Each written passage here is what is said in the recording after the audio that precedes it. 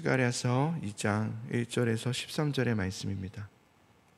내가 또 눈을 들어본즉 한 사람이 측량줄을 그의 손에 잡았기로 네가 어디로 가느냐 예루살렘을 측량하여 그 너비와 길이를 보고자 하노라 하고 말할 때 내게 말하는 천사가 나가고 다른 천사가 나와서 그를 맞으며 너는 달려가서 그 소년에게 말하여 이르기를 예루살렘은 그 가운데 사람과 가축이 많으므로 성곽 없는 성읍이 될 것이라 하라.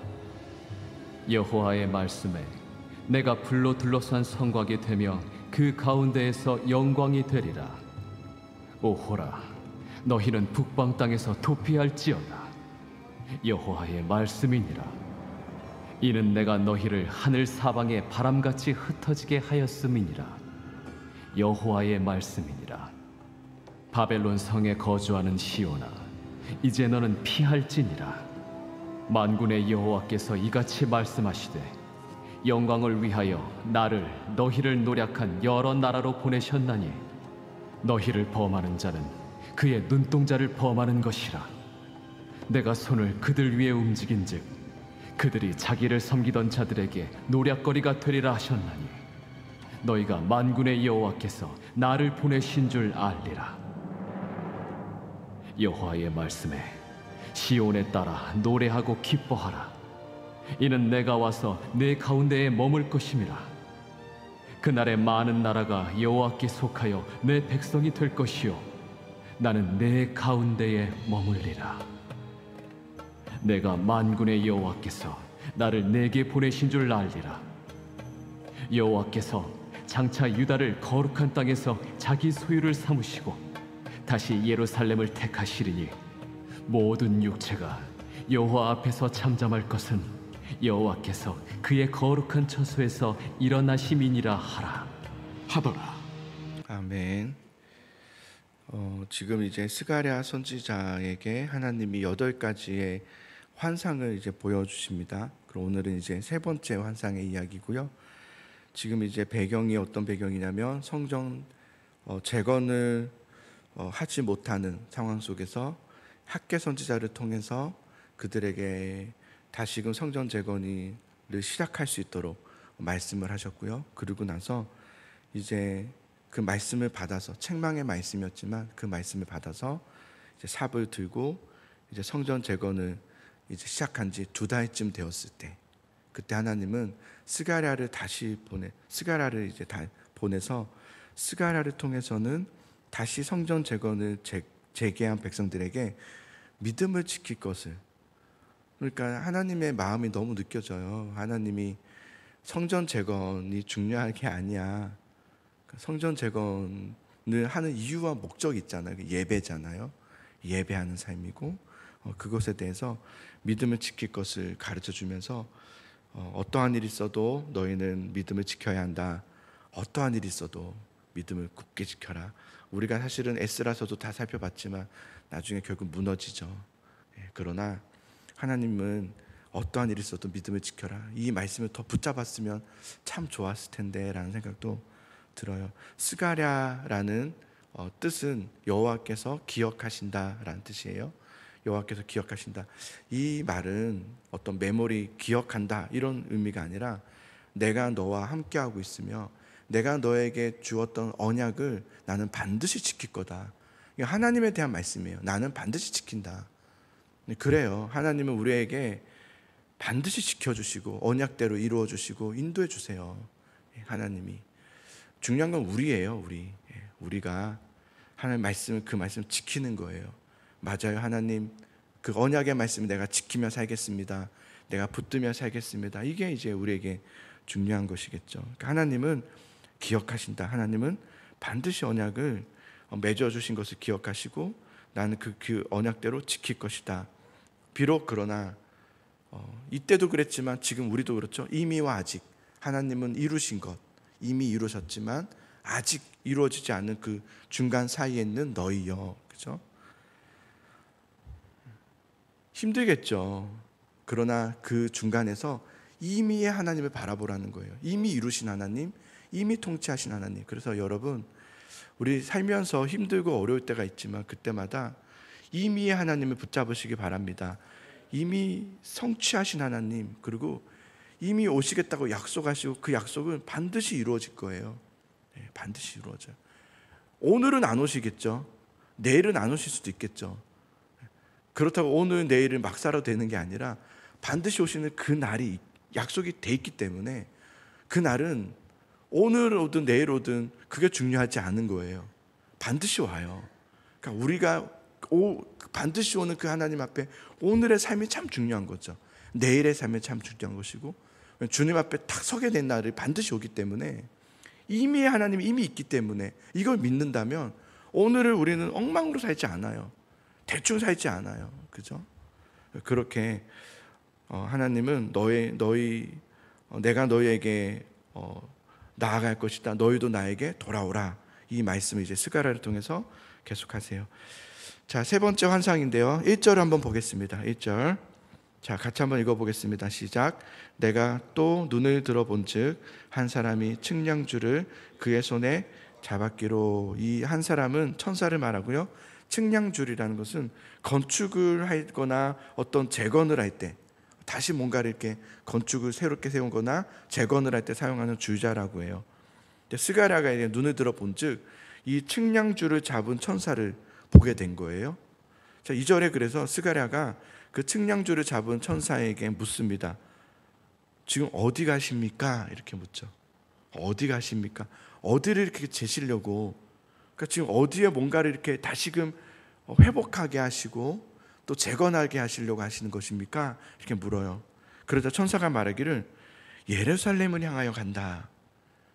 내가 예루살렘을 측량하여 그 너비와 깊이와 또 그 높이를 보고자 하노라. 이렇게 말해요. 자, 3절과 4절을 보십시오.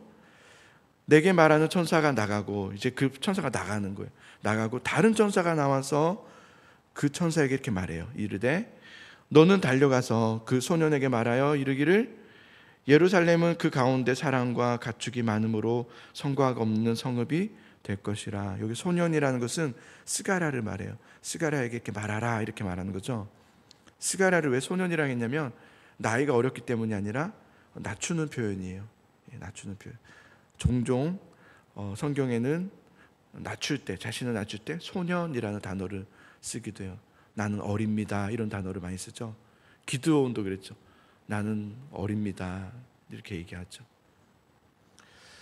다른 천사가 나와서 스가랴에게 말합니다. 예루살렘은 그 가운데 사랑과 가축이 많음으로 성곽 없는 성읍이 될 것이라.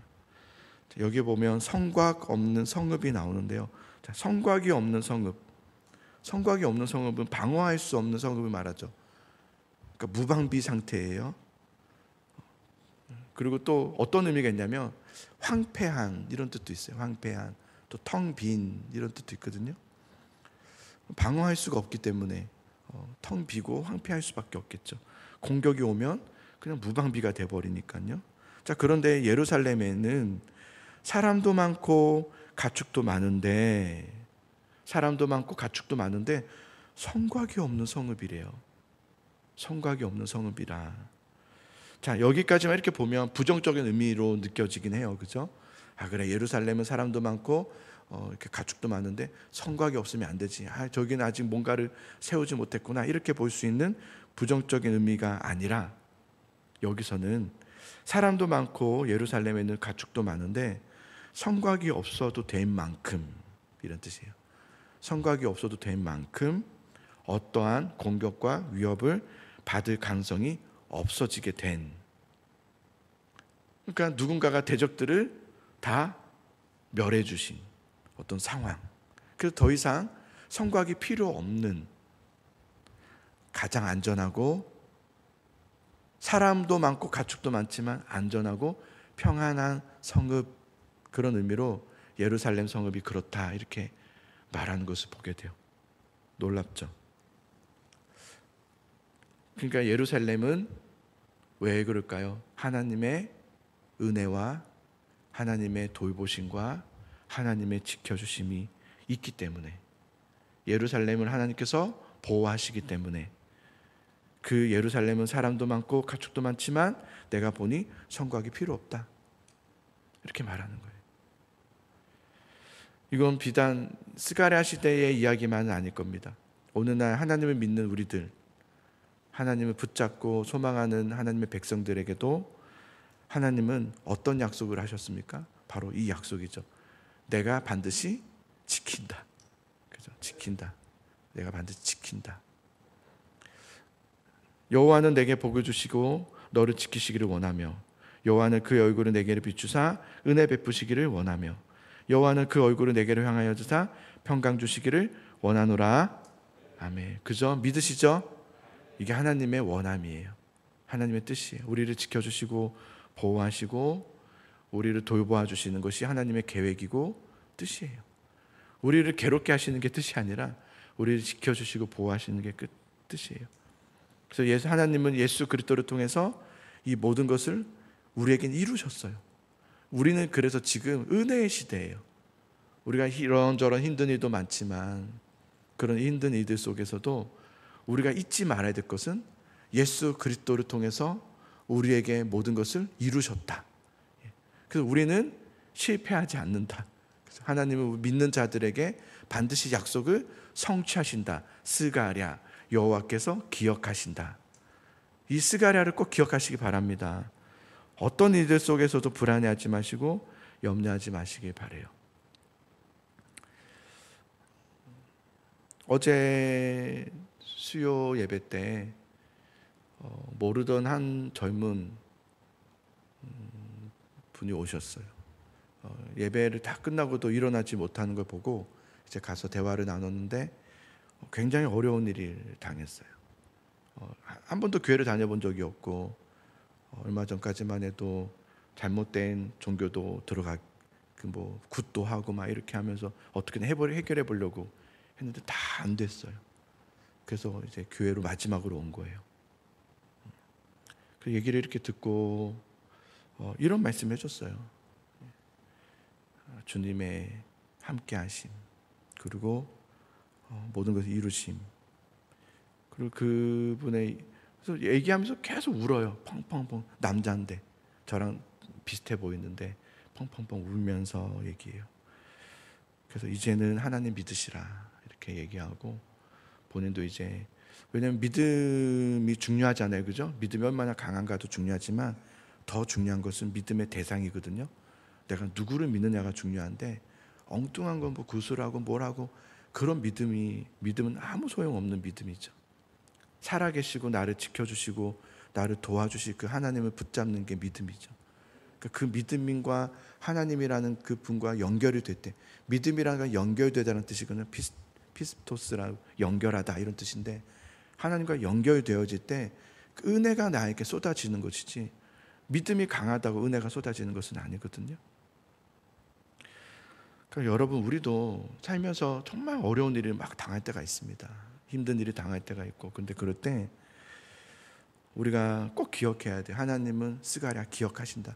하나님은 나를 아시고 또 나를 보호하시고 나를 지켜주시 영원한 분은 오직 여호와 하나님밖에 없다라는 것을 기억해야 돼요. 오늘 5절을 보면 되게 놀라운 말씀을 하시는데요. 하나님께서 이렇게 말씀하세요. 5절 한번 같이 읽어보겠습니다. 시작. 여호와의 말씀에 내가 불로 둘러싼 성읍과 되며 그 가운데에서 영광이 되리라. 아멘. 하나님께서 예루살렘에 대해서 뭐라 했어요? 예루살렘엔 사람도 많고 가축도 많으나 그런데 성곽이 없는 성읍이라. 물론 하나님의 보호하심에 부정적인 의미가 아니라 긍정적인 의미라고 그랬어요. 그런데 그것을 더 뛰어넘어서 하나님은 뭐라고 말씀하시냐면, 내가 예루살렘에게 성곽이 없잖아요.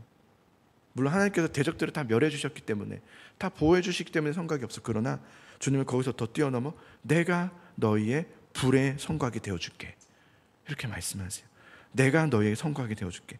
너에게 성곽이 없다면 내가 너의 불로 둘러싼 성곽이 되어줄게. 불로 둘러싼, 보이지 않으나, 하나님께서 보이지 않으나 강력한 불의 성곽으로 너희를 보호해주고 내가 그 가운데 영광이 되리라 라고 말씀하셨어요. 할렐루야. 네, 하나님이 그렇게 말씀하셨어요. 그러니 여러분, 하나님의 말씀이 뭐예요? 회개하라 해요.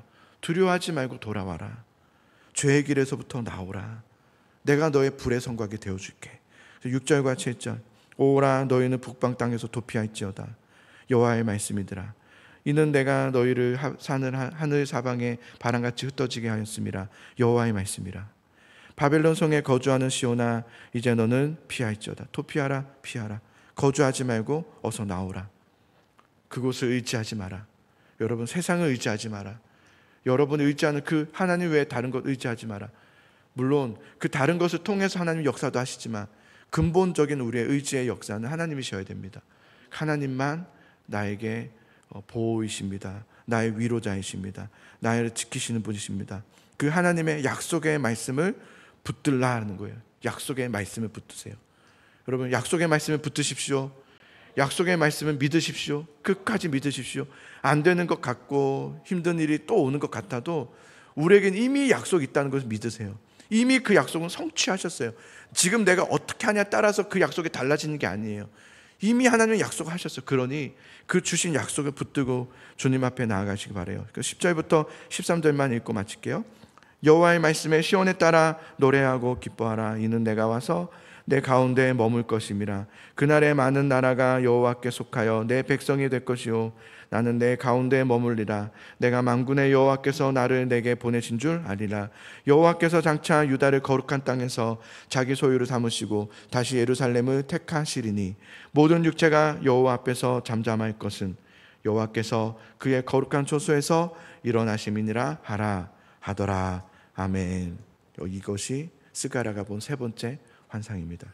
내일은 이제 네 번째, 어떤 말씀을 주실지 또 기대가 되죠. 우리 함께 기도하겠습니다.